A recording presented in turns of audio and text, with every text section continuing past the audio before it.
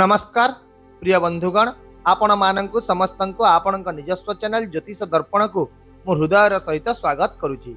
जेपरि आपण थंबनेल रे देखिचंती जोठी मु लेखिछि जे एही दीपावली पूर्वरु आपणक जीवन रे किछि बड़ घटना निश्चय घटिबाकु जाउछि एवं एहा कोनोसी एक मनगढ़ा किबा काल्पनिक कथा नुहे, बरं एक संपूर्ण शास्त्रीय प्रमाणित परिस्थिति अछि जहाकि दीपावली पूर्वरु अर्थात 18 अक्टोबर 2025 ठारू आपणक जीवन रे एक बड़ परिवर्तन निश्चित भाव में आनिबो। एही परिवर्तन केवल आपणकर भौतिक जीवन को प्रभावित करिवो नाही, बरं आपणकर मानसिक, वृत्तिगत एवं आध्यात्मिक जीवन उपरे मध्य गभीर भाव में प्रभाव पकाइबो। जहा फल रे एही दीपावलीटी आपणक जीवन सबुठारु स्वतंत्र दीपावली है। आउ मध्य एठारे मु गोटिए कथा स्पष्ट करबाकू चाहूची जे जदिओ आपण शनि 7.5 प्रभाव रे अछंती, जदिओ आपण जीवन रे अनेक संघर्षर सम्मुखीन हेउचंती, तथापि मध्य एही गोचर आपणको एही दीपावली रे एक बड़ उपहार निश्चित भाव में देव, जहाँ आपणक भाग्यर दिग को संपूर्ण भाव में परिवर्तन करदेव। तेणु जदि आपण जड़े मीन राशि जात व्यक्ति, तेबे आज विषय वस्तुटी आपणक पई बहुत स्वतंत्र रहिबो। तेणु भिडियोटी को शेष पर्यंत निहाती देखंतु। ताहले बंधुगण, आपण तो निश्चित भाव में स्क्रीन रे एक चार्ट देखि पारुथिबे। ताहले एठी देखंतु जे एही चार्ट रे अन्य कोनोसी ग्रह आपणको देखा जाउ नाहंती, केवल जड़े ही देवगुरु बृहस्पति देखा जाउछंती। बृहस्पति जे कि आपणक लग्न घर सहित कर्म घर कर्ता मध्य एवं वर्तमान सबुठारु बड़ एवं सबुठारु उल्लेखनीय घटना हेउची जे दीपावली 2 दिन पूर्व अक्टोबर 18 तारीख 2025 मसीह रे बृहस्पति मिथुन राशि छाड़ी कर्कट राशि रे प्रवेश करिवे, जहाँकि एपरी कोनोसी एक साधारण गोचर नुहे, कारण कर्कट राशि रे प्रवेश करिवा परे बृहस्पति तांकर उच्च अवस्था रे पहुंची थांती। एहार अर्थ हेउची बृहस्पति एवं निजर सर्वोत्तम रूप से सक्रिय रहिबे, निजर पूर्ण शक्ति सहित एवं जेतेबेले गोटे ग्रह एहार उच्च अवस्था रे पहुंची थाए, से केवल निजर लाभ प्रदान करि न थाए, बरं जने व्यक्तिर जीवन रे सर्वांगीन परिवर्तन मध्य आनि थाए। सेतिपाई तो मु सबु बेले कहूची एही दीपावली आपणक पई सोने पे सुहागा हेबाकू जाउची। एबे आसंतु बुझिबा जे देवगुरु बृहस्पति एही दीपावली रे आपणक पई कोन सब बड़ परिवर्तन एवं आशीर्वाद आनि आसुचंती। 18 अक्टोबर रे बृहस्पति निजर उच्च राशि कर्कट राशि एवं आपणक कुंडली त्रिकोण भाव में प्रवेश करिवे। एही घरे प्रवेश करिवा मात्रे आपणक जीवन रे किछि एपरि घटना घटिबो जहा कि आपण केबे कल्पना मध्य करि नथिबे, कारण एही त्रिकोण घर को शास्त्र रे सबुठारु शुभ घर भाव में विवेचना करा जाय एवं ता सहित मध्य जेतेबेले उच्च स्थान रे थिबा त्रिकोण घरर अधिपति निजे ही त्रिकोण घरे प्रवेश करिथांती, व्यक्तिर जीवन रे अप्रत्याशित लाभ, सम्मान एवं प्रतिष्ठा निश्चित भाव में आसी थाए।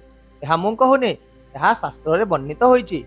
तेणु एठारे मध्य सर्वप्रथमे देवगुरु बृहस्पति आपणक पई अप्रत्याशित लाभर संभावना आनिबाकू जाउछन्ति। एहार अर्थ हेउची जे कोनोसी अप्रत्याशित स्थिति जोगु आपण एक अप्रत्याशित उत्सरु आर्थिक लाभ पाइबे। यह छड़ा किछि दीर्घ समय धरी अटकी रहितबा टंका मध्य आपण फेरी पाइबे। एक पुराना निवेश किंबा बकेया राशि आपणको फेरस्त मिली पारे, किंबा आपण एपरि किछि उत्सरु लाभ पाइबे जहा आपण केबे भाबी मध्य नथिबे। एहीपरि भाव में दीपावली पूर्व बृहस्पति आपण को प्रथम उपहारटी प्रदान करिवे। एबे आसंतु तांकर द्वितीय आश्चर्यजनक आशीर्वाद विषय रे आलोचना करिबा।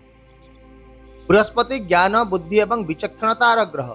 जेतेबेले से एही स्थान अधिकार करिवे, जने व्यक्ति मध्य ज्ञान एवं कौशलर एक नूतन लहर सृष्टि होइଥାଏ। आपण देखिबे जे आपण पूर्व अपेक्षा अधिक स्पष्टता एवं बुझामणा सहित जीवनर निष्पत्ति गुड़िक नेबा आरंभ करिदेबे। परिवार, समाज एवं विशेषकर आपणक कर्म क्षेत्र में आपणकर विचक्षणता एवं चिंता शक्ति जो सम्मान एवं प्रतिष्ठा मिलिबो। एही कारणरू जो माने दीर्घ समय धरी मान सम्मान पाउनाहंती, तेबे समानंक परिस्थिति रे उन्नति हेउतिबार देखिबाकू पाइबे। एहा व्यतीत जदि आपण किछि समय धरी पेट संबंधी किछि समस्या किंबा स्वास्थ्य समस्या सहित संघर्ष करूचंती, तेबे बृहस्पतिंकर उच्च स्थान प्राप्ति द्वारा एहा मध्य दूर हेबो। ता सहित एही समय छात्र छात्री मानंक पई अत्यंत शुभ रहिबो एवं प्रतियोगितामूलक परीक्षा पई प्रस्तुत होतबा लोकंक पई सफलतार संभावना सृष्टि करिवो।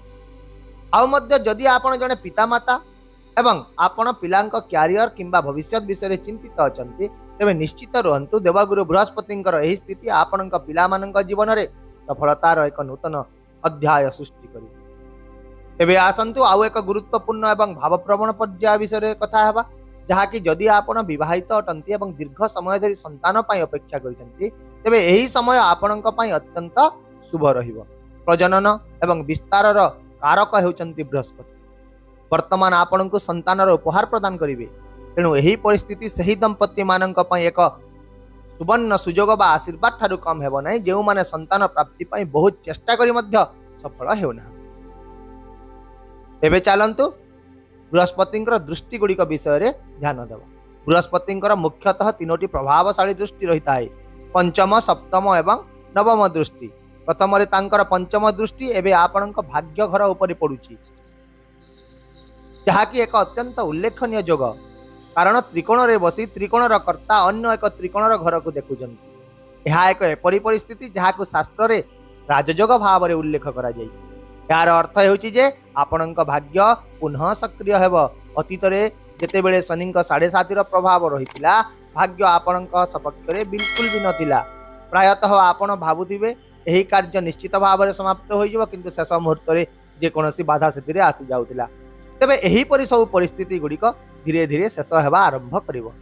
देवगुरु बृहस्पति आपणकर भाग्य को जागृत करिवे एवं जेउठारे पूर्व प्रयास गुड़िक विफल हेउतिला, सेठारे एबे सफलता स्वयं चालित भाव रे आपणक पाखकु आसीबो। पितांक सह जदि कोनोसी मतभेद किंबा दूरता रहितिला, ताहा मध्य शेष हेबो एवं पितांक स्वास्थ्य रे मध्य उन्नति देखा देबो। एहा सहित आपण धार्मिक प्रवृत्ति प्रति आग्रह वृद्धि देखिबाकु पाइबे। आपण भक्ति, ध्यान किंबा धार्मिक तीर्थयात्रा प्रति आकर्षित हेबे।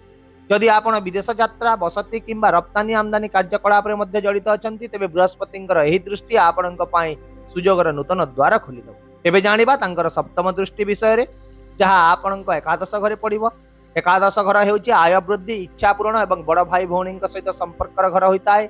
जेतेबेले देवगुरु बृहस्पति एही घरे तांकर अमृत सदृश दृष्टि पकाइबे, बुझी नियंतु जे आपण आर्थिक परिस्थिति रे एक नाटकीय परिवर्तन देखिबाकु पाइबे।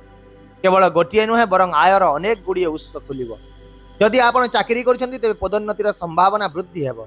जदि आपण व्यवसाय करछंती तेबे आपण एक नूतन सुजोग रे उपकृत हेबे। एही परि सामग्रिक भाव रे एही समय आपणक पई आर्थिक स्थिरता एवं समृद्धिर समय हेबो। सेहीपरि बृहस्पतिंकर नवम दृष्टि सीधा सड़क भाव रे आपणकर लग्न घरे पड़िबो। जेतेबेले बृहस्पति लग्न को देखितांती, सेतेबेले जणे व्यक्तिंक व्यक्तित्व, दिव्यता, आकर्षण एवं आत्मविश्वास रे परिपूर्ण होई जाय। आपण मानसिक चाप, द्वंद्व एवं अस्थिरतारु मुक्त हेबे। आपणकर चिंताधारा परिपक्व हेबो। आपणकर निष्पत्ति नबार क्षमता उन्नत होई जिवो एवं सबुठारु गुरुत्वपूर्ण कथा हेउची जे आपण बुझी पारिबे जे अतीत रे केउ सब भूल जोगु आपण विफलतार शिकार हेउतिले एवं एबे से गुडी को केउ दिगरे नेले आपण सफलता पाइबे। तेणु एहा आत्मनिरीक्षण समय हेबो, जहा आपणको भितरु सुदृढ़ करिबे।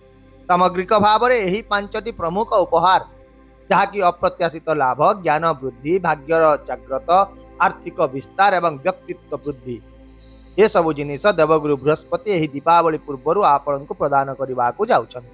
किंतु वर्तमान एठारे एक गुरुत्वपूर्ण प्रश्न एया जे एसबु फलाफल कण समस्त मीन राशि लोकंक पई समान रहिबो कि? एहार उत्तर हेउची ना, कारण भविष्यवाणी सर्वदा व्यक्तिगत कुंडली उपर निर्भर होइताय।